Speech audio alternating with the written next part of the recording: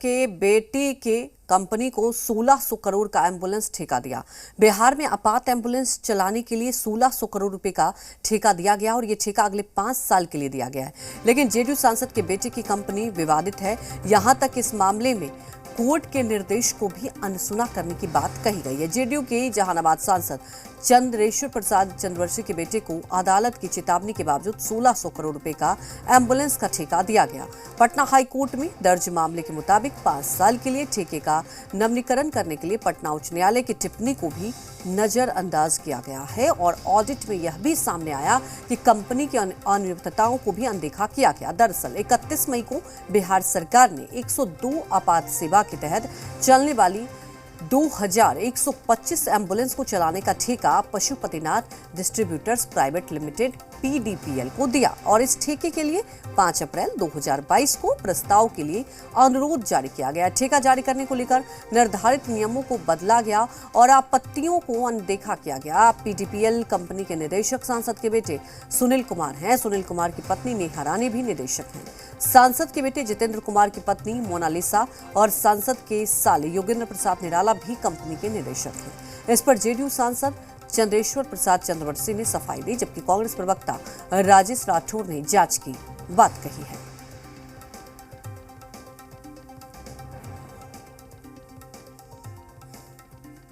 ये जो कंपनी है, ये कंपनी ना टर्नओवर के क्राइटेरिया को फुलफिल कर पा रही है, ना एक्सपीरियंस के क्राइटेरिया को फुलफिल कर पा रही है।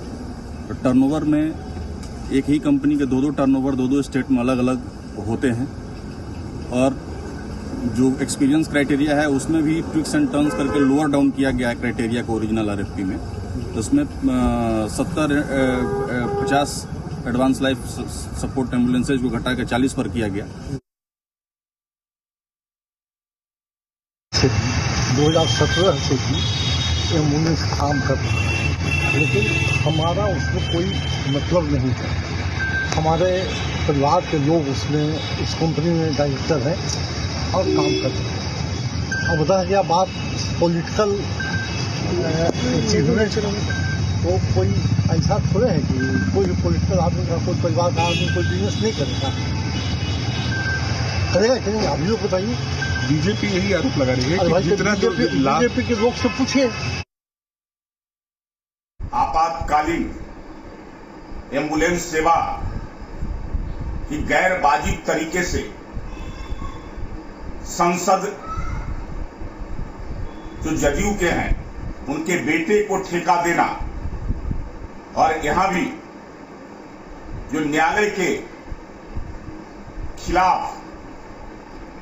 यह अपने आप में इस बात को दर्शाता है कि यह जो सरकार है भ्रष्टाचारी के साथ हाथ मिलाया है। 1600 करोड़ रुपए के सांसद के बेटे को ठेका देना, सारे नियमों को ताक पर रख कर करके इसको अविलंब जांच हो और ठेका देने वाली सरकार में बैठे उन अधिकारियों पर कार्रवाई हो। यह पीडीपीएल कंपनी जो अभी कार्यरत है, माननीय न्यायालय के अंतरिम आदेश के तहत, वह भारतीय जनता पार्टी के पास भी जब स्वास्थ्य विभाग था उस समय भी यह कंपनी कार्यरत थी और लोगों को इस बात की जानकारी भी है कि छपरा में एम्बुलेंस वाला सबको स्मरण होगा। इसलिए माननीय न्यायपालिका के क्षेत्र में दुनिया की कोई ताकत ऐसी नहीं है जो माननीय नीतीश कुमार जी के शासन काल में अपने राजनीतिक रसूख का कोई इस्तेमाल कर देगा तो उसको कोई बचाने वाला मिलेगा। यह मुझे अब तक का ट्रैक रिकॉर्ड से प्रतीत होता है। पटना हाईकोर्ट सारे मामले को देखने का काम कर रही है। इस मामले में जो भी निर्णय होगा पटना हाईकोर्ट के माध्यम से होगा।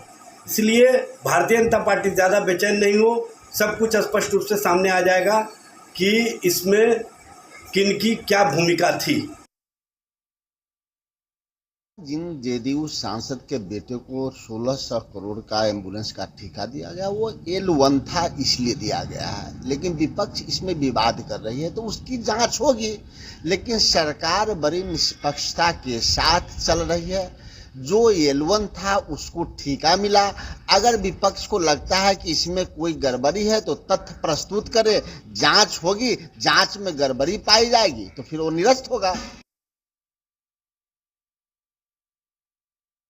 चारा घोटाले वाले के साथ अगर नीतीश कुमार जी सरकार चलाएंगे तो इस तरीके का जो भ्रष्टाचार है वो देखने को हम सबको मिलेगा ही मिलेगा। अब देखिए कि 1600 करोड़ का टेंडर जिसमें इमरजेंसी एम्बुलेंस की व्यवस्था होनी थी वो जदयू के सांसद अपने ही बेटे को दिलवा देते हैं। इससे बड़ा भ्रष्टाचार क्या होगा? हम सबको कोई उम्मीद नहीं है नीतीश कुमार से कि वो उनका इस्तीफा लेंगे या खुद इस्तीफा देंगे। वो इसका मौज ले रहे हैं और भ्रष्टाचारियों के साथ बैठ करके प्रधानमंत्री बनने की जो उनकी महत्वाकांक्षा है वो कभी पूरा नहीं होने वाली है। और मैं सरकार से मांग करूंगा और बाकी दल से मांग करूंगा, इसके खिलाफ एक आंदोलन होना चाहिए जिससे ये जो व्यक्ति है इस पे कार्रवाई हो और ये देखा जाए कि टेंडर किस टर्म्स पे और कैसे दिया गया है। धीरे धीरे नीतीश कुमार जी की सुशासन की कलाई खुलने लगी है। एक तरफ जहां हवा में पुल उड़ जाते हैं, पानी में पुल गिर जाते हैं, तो दूसरी तरफ 1600 करोड़ रुपए का आप देखें तो ठेका नियम को बदल कर दे दिया जाता है। ये अद्भुत जो प्रक्रिया है वो नीतीश कुमार जी के लाल फीताशाही पर सवाल उठाता है, नीतीश कुमार जी के सुशासन पर सवाल उठाता है और नीतीश कुमार जी के उस बात पर सवाल उठाता है कि वो जीरो टॉलरेंस के ऊपर पॉलिसी पर वो काम करते हैं, इस पर भी सवाल उठाता है। तमाम जानकारी के साथ हमारे साथ वरिष्ठ संवाददाता पटना से प्रशांत झा लाइव जुड़े हुए हैं। प्रशांत जी, बड़ी बात हो जाती है जब नियमों की कैसे अनदेखी की जाती है और कहते हैं ना कि जब आपके पास पावर है तो आप सोचते हैं कुछ भी कर सकते हैं। दूसरी बात, कुछ ही देर में ऑब्जर्वेशन आने वाला है, जानना चाहेंगे कितनी देर में ऑब्जर्वेशन आने वाला है और कितनी मुश्किलें बढ़ जाएंगी?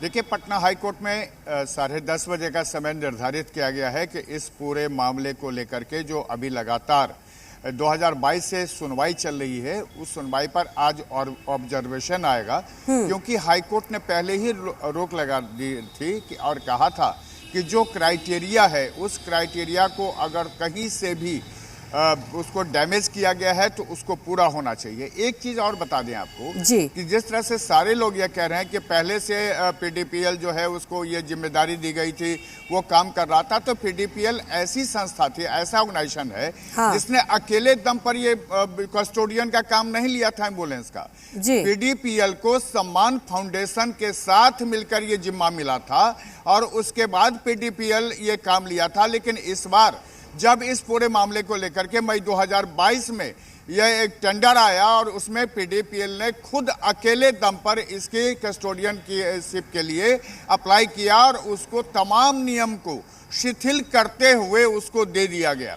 आप समझ सकते हैं कि जो नियम है, जिसके पास बड़ा सा अगर कॉल सेंटर नहीं है, अगर उसके पास उसके कस्टोडियन होने के लिए वो पहले से इंफ्रास्ट्रक्चर नहीं है, तो ऐसे लोगों को नहीं दिया जाना चाहिए था। बीबीजी कंपनी जो है अंजलि, बीबीजी कंपनी ने सम्मान फाउंडेशन के साथ मिलकर इस बार अप्लाई किया था और उसने दिखाया था कि कैसे उसके पास ये सारे पहले से अनुभव है। इसी तरह हैदराबाद की एक कंपनी ने अप्लाई किया था, बाकी एक और कंपनी ने अप्लाई किया था, यानी जितनी बड़ी बड़ी कंपनियों ने इसके लिए अप्लाई किया था। 1600 करोड़ का मामला था ये, और उसके लिए अप्लाई किया, लेकिन दिया किसको गया?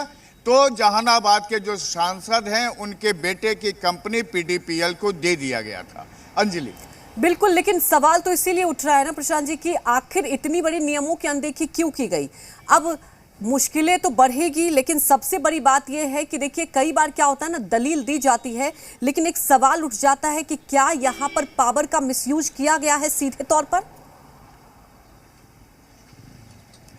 देखिए अंजलि, अगर यह पावर का मिसयूज नहीं होता तो नियमों में बदलाव नहीं किए जाते। आरएफएस में कहीं से वो बदलाव नहीं होते कि जिसको अगर 750 एम्बुलेंस चलाना है और उसको टोटल कस्टोडियन बनाया जाएगा 2100 से ऊपर एम्बुलेंस का, उसके पास अगर वो इंफ्रास्ट्रक्चर नहीं है, उसके पास वो कॉल सेंटर नहीं है, उसके पास अगर उसको चलाने के लिए उतनी पूंजी नहीं है, तो वो कैसे चलाएगा? आप समझ सकते हैं कि 1600 करोड़ मामले को लेकर के जो टेंडर होता है उस टेंडर में नियम होते हैं, कई नियम होते हैं, लेकिन सारे नियमों को बदल दिए गए।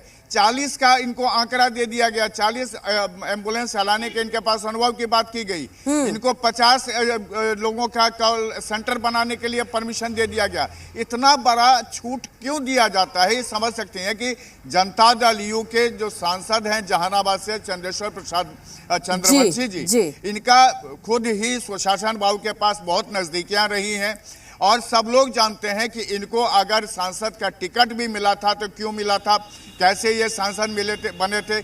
इनका जो प्रभाव है उस प्रभाव के आधार पर ही स्वास्थ्य विभाग का जो SHSC है उसने ये सारे बदलाव किए, नियमों को ताक पर रखा और इनको ठेका दे दिया। और ठेका में एक बात और लिखा गया कि ना ये 5 साल के लिए बल्कि 3 साल और उसके ज्यादा एक्सटेंड हो सकता है। समझिए कि जब बीबीजी इसको लेकर के पटना हाई कोर्ट गई है तब इस पूरे मामले का खुलासा हुआ है कि एक सांसद के बेटे के कंपनी को कितना बड़ा ठेका दिया गया है। बिल्कुल बड़ी बात। और देखिए अब खुलासे हुए हैं, अब देखने वाली बात है कि जब ऑब्जर्वेशन आएगा तो कितनी और मुश्किलें बढ़ेंगी। फिलहाल हमारे साथ जुड़ने के लिए आपका शुक्रिया।